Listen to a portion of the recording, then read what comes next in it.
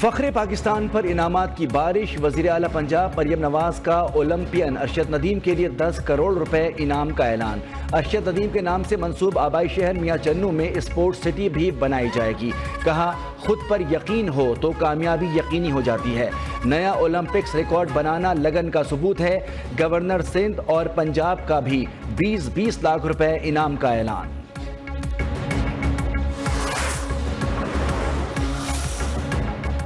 سندھ حکومت کا ارشد ندیم کے لیے 5 کروڑ انعام اور ان کے نام سے اکیڈمی بنانے کا اعلان۔ وزیر اعلیٰ سندھ مراد علی شاہ کا ارشد ندیم کو پیرس میں ٹیلی فون۔ کراچی آنے کی دعوت، بولے سندھ کے عوام آپ سے کراچی میں ملنے کے لیے بےتاب ہیں۔ ارشد ندیم کی جلد کراچی آنے کی یقین دہانی۔ میئر سکھر کا سونے کے تاج کا تحفہ۔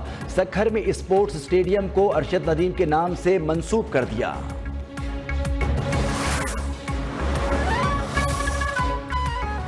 ملک کا نام روشن کرنے پر قومی ہیرو ارشد ندیم کو الکبیر ٹاؤن اور نیوز 1 کی جانب سے پلاٹ کا تحفہ۔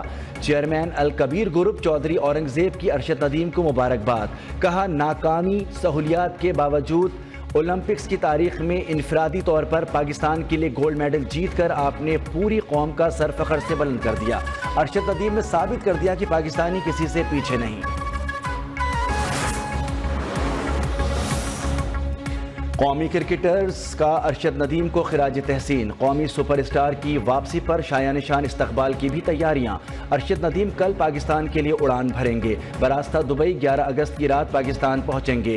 گولڈ میڈلسٹ ارشد ندیم کو ڈبل ڈیکر بس پر لاہور کا چکر بھی لگوایا جائے گا۔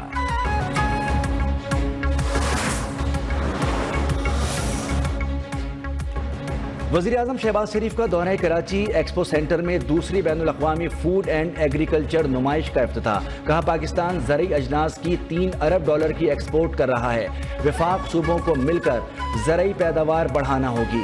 وزیر اعظم سے بین الاقوامی کمپنیوں کے نمائندوں کی ملاقات۔ کہا خواہش ہے کہ چین کے ساتھ بزنس ٹو بزنس تعلقات مضبوط ہوں۔ پاکستان میں چینی صنعت کی منتقلی کے ذریعے اپنی برآمدات میں اضافہ چاہتے ہیں۔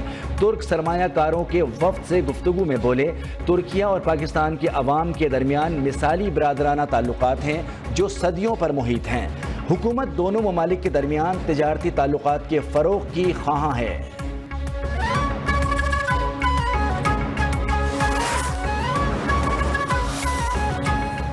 پی ٹی آئی کو کیا سیٹیں ایسے ملیں گی جیسے کوئی ٹافی ہو؟ Chairman People's Party Bilawal Bhutto کی قومی اسمبلی میں گھن گرج۔ کہا اپوزیشن لیڈر بتائیں بلے کا نشان کیا میں نے چھینا تھا؟ عدالت نے کہا تھا پی ٹی آئی نے پارٹی الیکشن میں دھاندلی کی، ان کی الیکشن مہم کا سر نہ پاؤں تھا، عین وقت میں فائدہ دیا گیا۔ پی ٹی آئی نے جو نہیں مانگا وہ ملا، جس کی آئین اور قانون میں گنجائش بھی نہیں۔ ایک مری ہوئی پارٹی کو ایسے فیصلے سے فائدہ ملا کہ ان کی سیاست موبلائز ہوئی۔ ملک کو آئینی بحران میں دھکیلنے کی کوشش ہو رہی ہے۔ یہ بحران میرے یا وزیر اعظم کی طرف سے نہیں پیدا کیا جا رہا۔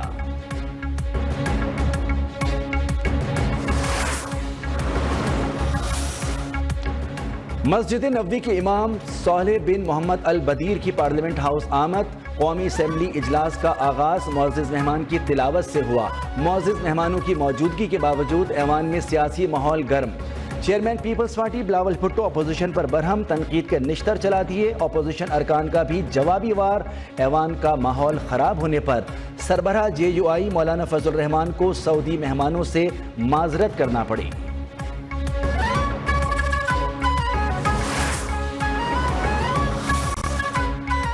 مسجد نبوی کے امام کا دورہ پاکستان کے لیے عوام کے لیے باعث فخر ہے۔ Army chief general Asim Munir کی ڈاکٹر صالح بن محمد البدیر سے ملاقات میں گفتگو۔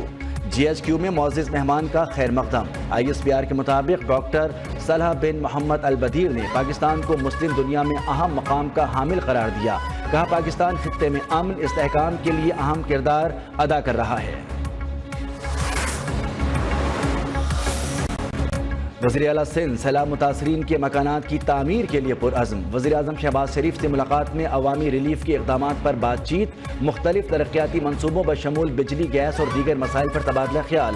وزیر اعظم نے کہا کہ وفاقی حکومت عوام کو ریلیف دینے کے لیے بھرپور اقدامات کر رہی ہے۔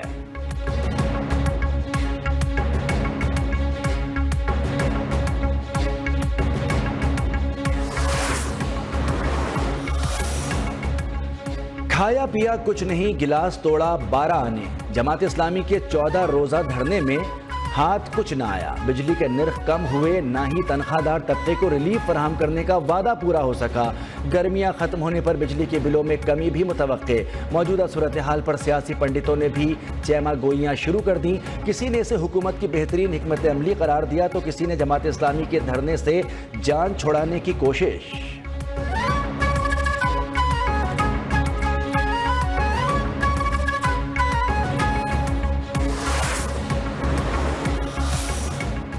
جماعت اسلامی کا راولپنڈی میں سیاسی طاقت کا مظاہرہ، پنڈال سج گیا، کارکنوں کی بڑی تعداد جلسہ گاہ میں موجود۔ رہنماؤں کا خطاب جاری، امیر جماعت اسلامی حافظ نعیم کچھ دیر میں کارکنوں سے خطاب کریں گے۔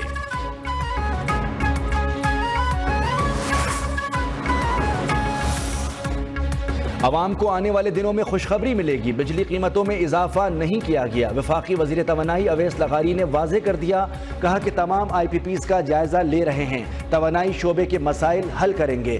چند عناصر مایوسی پھیلانے کی کوشش کرتے ہیں۔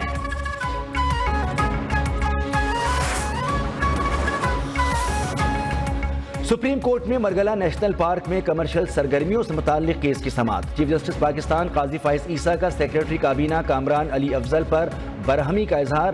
ریمارکس میں کہا، کاش میرا بھی آپ جیسا کوئی بھائی ہوتا جو بھائی کو فائدہ پہنچانے کے لیے چیئرپرسن وائلڈ لائف کو عہدے سے ہٹا دیتا۔ وزیر اعظم بتائیں کہ کیا ایسے شخص کو سیکریٹری ہونا چاہیے جس کے کمرشل مفادات ہوں؟ کیوں نہ سیکریٹری کابینہ کے خلاف توہین عدالت کی کارروائی کی جائے اور چارج فریم کریں۔ اٹارنی جنرل نے اگلی سماعت تک چیئرپرسن کا معاملہ کابینہ کے سامنے رکھنے کی یقین دہانی کرا دی۔